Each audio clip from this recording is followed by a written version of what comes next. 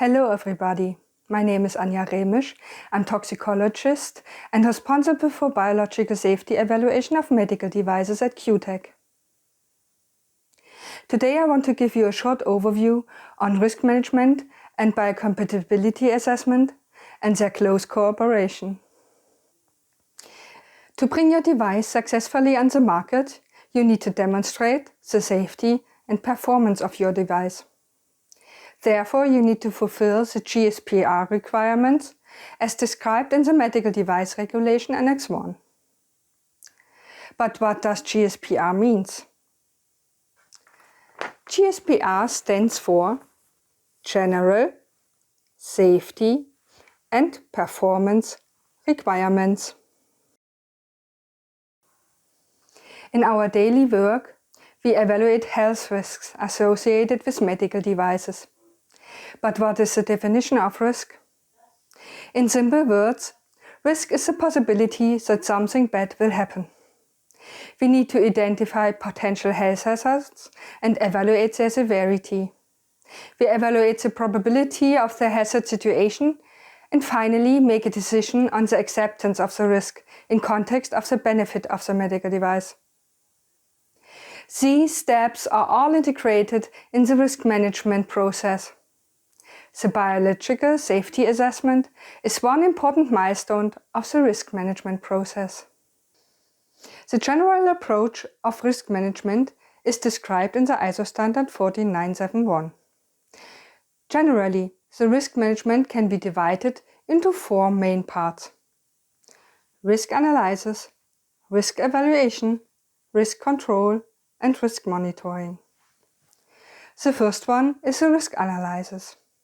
Based on the intended use and foreseeable misuse, potential hazards and hazardous situations are identified, followed by the assessment of risks. During risk evaluation, the identified risks are evaluated based on previously determined acceptance criteria. In step C, risk control, the residual risk will be evaluated for acceptance based on a risk-benefit analysis. If necessary, risk control measurements are defined for controlling residual risks.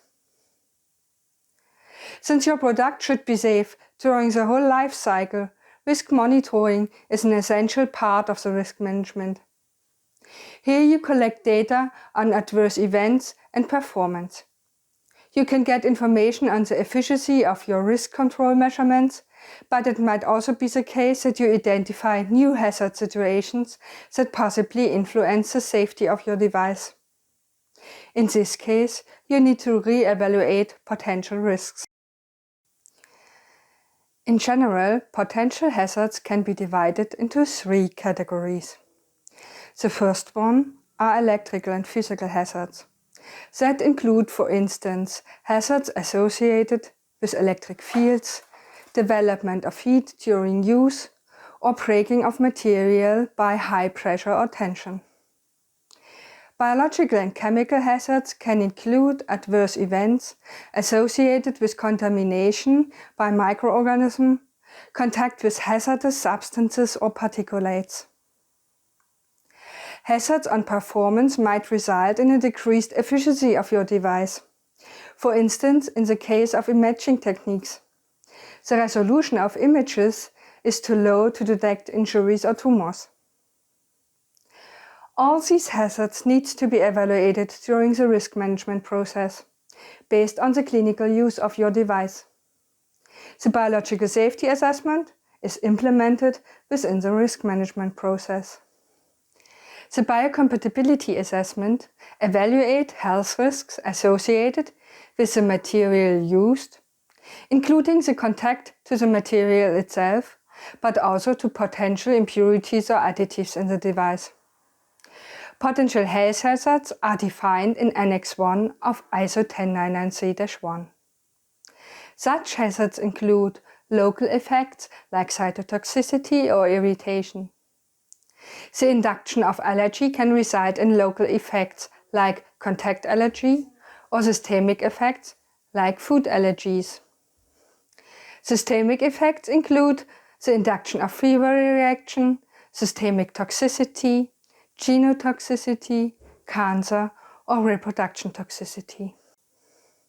The main approach for biocompatibility assessment is described in the ISO standard 10993-1. The risk assessment starts with a categorization of the medical device based on the intended use, including type of tissue contact and contact duration. Based on the clinical use, relevant biological endpoints are determined and needs to be evaluated. In the second step, used materials, processing aids, impurities or degradation products needs to be identified and screened for the potential health hazards. If possible, reference devices can be selected. If still data gaps exist, after chemical and toxicological characterization, in vitro tests might become necessary. Such in vitro tests are available for endpoints, cytotoxicity, irritation, and genotoxicity. Only if the residual risk cannot be evaluated with the steps before, in vivo tests should be conducted. That can be the case, for instance, for local tolerance. Every animal test needs to be scientifically justified. If possible, clinical data can replace animal testing if available. If the experimental part is completed, the residual risk associated with biological safety needs to be evaluated.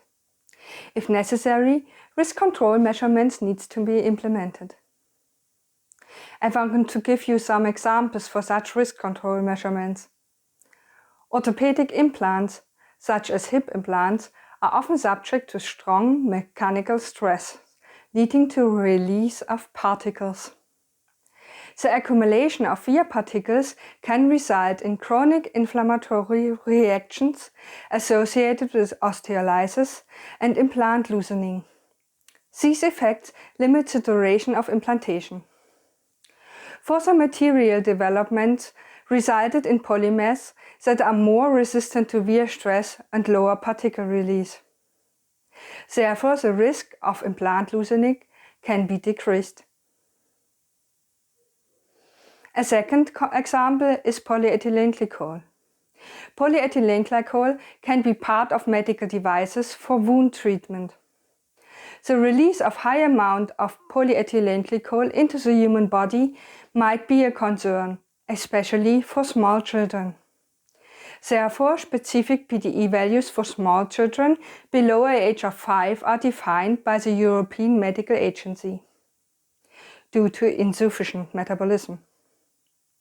If these limit values are exceeded, patient populations below the age of 5 needs to be excluded.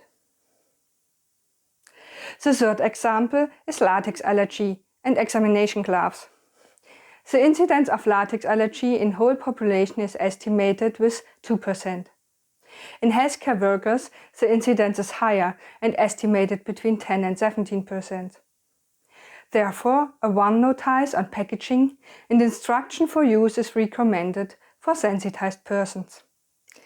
Finally, the biological safety demonstration does not end with the registration process, and biological safety needs to be guaranteed for the whole life cycle of the medical device.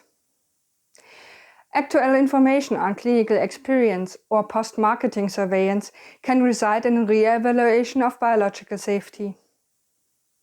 Product development like material changes, adaptation of intended use, changing of manufacturing conditions, or changing of form and size might have an impact on the biological safety of your device.